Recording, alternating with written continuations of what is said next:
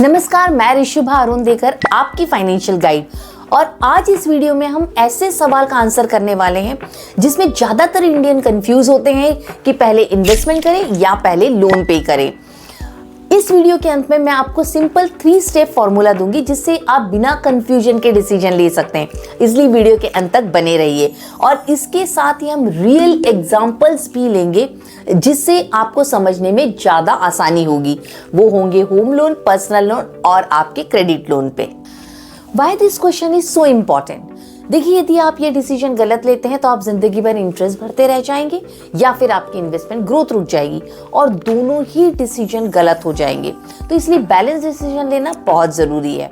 देखिए, 2 तरह के डेट होते हैं। एक आपका हाई इंटरेस्ट डेट होता है जिसमें आपके क्रेडिट कार्ड लोन्स आते हैं जिसके 30 to 40% इंटरेस्ट होता है। तो आपका पर्सनल लोन आता है जो आपके 24% तक का इंटरेस्ट होता है और आपके बिजनेस अनसिक्योर्ड लोन आते हैं जो 18% तक होते हैं। और लो इंटरेस्ट डेट होते हैं आपका होम लोन जो 8 to 9% होता है, एजुकेशन लोन जो 10% होता है और सिक्योर्ड बिजनेस लोन जो आपके 9 to 11% होते हैं जो मैनेजेबल हैं। अब एक सिंपल लॉजिक लेते हैं कि मान लीजिए रोहन के पास 1 लाख रुपीज है का क्रेडिट लोन है और उस पर 36% का इंटरेस्ट है और उसे 5,000 की SIP खोलने की इच्छा है। तो वो सोच रहा है मैं SIP खोलूं या फिर मैं पहले लोन पे कर दूं। तो ऑब्वियसली लोन पे करने का डिसीजन ही बेस्ट डिसीजन होगा क्योंकि वो 12% से कमा रहा होगा SIP में और 36% का दे रहा होगा। दैट मीन्स वो लॉस में होगा। तो यहाँ पर सबसे पहले लोन पे करना ज़्यादा सही रहेगा और ये कह सकते हो आप कि ये 36% जो है वो इसका एक तरह से गारंटेड इंटरेस्ट रेट होगा। अब हम सेकंड एग्जांपल समझते हैं, होम लोन वर्सेस आपका इन्वेस्टमेंट। देखिए, होम लोन है, मान लीजिए कि प्रिया के पास 40 लाख का लोन है जिसकी EMI वो 8.5% से भर रही है। वो महीने के एंड में 10,000 बचा लेती हैं। तो वो सोचती है मैं इसके SIP शुरू करूं या मैं EMI बढ़ा लूं। देखिए, यहाँ पर हम एक लॉजिक देखते हैं कि 8.5% वो इंटरेस्ट EMI दे रही है और SIP से अप्रोक्सीमेटली उन्हें 12 to 14% मिल सकता है। तो यहाँ मिल ज्यादा रहा है, देना कम है। तो यहाँ पर बेस्ट रहेगा कि वो अपनी EMI के साथ साथ 10,000 रुपए के SIP खोल दे और EMI प्लस उनके SIP का कॉम्बो एक बेस्ट डिसीजन होगा।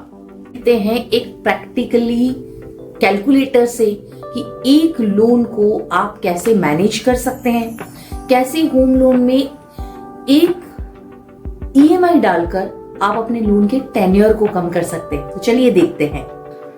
तो अब हम यहाँ पर देखेंगे कि हम किस तरह से अपने लोन को कम कर सकते हैं, इंटरेस्ट को खासकर। लोन तो हमें पे करना है, हम इंटरेस्ट कैसे कम कर सकते हैं। मान लीजिए कि यहाँ पर आपका 30 लाख का लोन है, ठीक है। 8.5% से आप EMI दे रहे हैं, होम लोन है आपका, 20 साल का टेन्योर लिया है आपने। और सिंपल देखते हैं कि आपको कितना इंटरेस्ट पे करना रहेगा।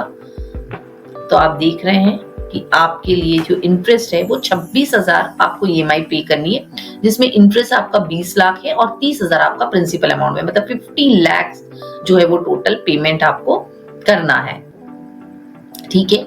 और 20 साल तक आप जो है वो पे करेंगे। कितना पे करेंगे टोटल आप देख रहे हैं यहाँ पर, ये आपके लिए ग्राफ भी आ चुका है और ये आप देखेंगे 62 लाख आप टोटल पे करेंगे। मतलब प्रिंसिपल अमाउंट तो 30 लाख ही था, 108% का टोटल इंटरेस्ट आप पे कर रहे हैं, राइट। अब यही मैं एक EMI बढ़ा देती हूँ, एवरी ईयर में एक EMI इतना पैसा 26,000 डाल देती हूँ और एवरी ईयर में 5% हाइक करती हूँ। मतलब मेरा यहाँ कहना ये है कि यदि इनके साथ SIP 10 की कर रहे हैं तो 8 की कीजिए, 2,000 आप यहाँ पे एवरी ईयर बढ़ा दीजिए। आप फर्क देखिएगा कितना ज्यादा पड़ेगा। सबसे पहले तो यहाँ पर आप देख रहे हैं टोटल पेमेंट आपका जो है वो टोटल इंटरेस्ट पे जो है वो 26 हो गया प्रिंसिपल अमाउंट के साथ। आपको केवल 56 लाख पे करने और आपका जो टेन्योर है वो आपका कम होके 12 साल ही हो गया। आप 12 साल में पे कर देंगे आपका लोन, तो अब आप यहाँ पर देखिए कि जैसे मैंने ऑलरेडी पहले से ही लिख के रखा है कि मेरी लोन अमाउंट यदि मान लीजिए 55 लाख है, चलिए हम इसको 50 लाख कर देते हैं। 50 लाख हो गई। इंटरेस्ट रेट मैंने 8.9% लिया था। 20 साल के लिए आपको ईएमआई भरनी है 49,000। टोटल इंटरेस्ट आप पे करेंगे 57 लाख, मतलब टोटल लोन और इंटरेस्ट मिला के 1 करोड़ की प्रॉपर्टी बन जाएगी, जो आपने लोन केवल 50 लाख का लिया था। अब छोटा सा मैं एक एसआईपी ओपन कर लेती हूँ। मान लीजिए कि मैंने यहाँ पे एसआईपी 20,000 की एसआईपी स्टार्ट कर दी। ओके, कि 49,000 तो आप ईएमआई दे रहे हैं, आप इन्वेस्टमेंट कर सकते हैं, तो आपको सजेस्टेड रहेगा कि आप 20,000 की एसआईपी शुरू करें। एक्सपेक्टेड एसआईपी रेट जो है, रिटर्न जो है वो 12% है। टोटल इन्वेस्टमेंट अमाउंट आपका 48 लाख आ रहा है। Total profit of SIP investment कितना हो रहा है? 1,51,00,000। और टोटल मैच्योरिटी वैल्यू जो आपको मिलेगी वो 1,99,00,000 लाख मिलेगी। मतलब आप देख रहे हैं कि आपका टोटल इंटरेस्ट आप केवल 62 कर रहे हैं और आपकी टोटल प्रॉफिट ऑफ एसआईपी जो है वो 1 करोड़ है। दैट मीन्स आपका जो लोन है वो इंटरेस्ट फ्री हो जाएगा। अब आते हैं थर्ड इस पे, पर्सनल लोन वर्सेस इन्वेस्टमेंट। देखिए, मान लीजिए अमित के पास 5 लाख का पर्सनल लोन है और अमित मंथ एंड में 8,000 बचा लेता है। अब अमित सोच रहा है या तो मैं 8,000 के एसआईपी स्टार्ट कर दूं या पर्सनल लोन पहले पे करूं। तो ऑब्वियसली यहाँ पर एसआईपी स्टार्ट करने का डिसीजन गलत हो सकता है, क्योंकि यहाँ पर जो आपका पर्सनल लोन है उस पर आपका 18% तक इंटरेस्ट होता है और मिलना आपको 12 to 14% है। तो फिर से यही बात है, देना ज़्यादा है। तो बेस्ट वे इज कि पहले आप पर्सनल लोन पे करें, ये डिसीजन आपका सही होगा।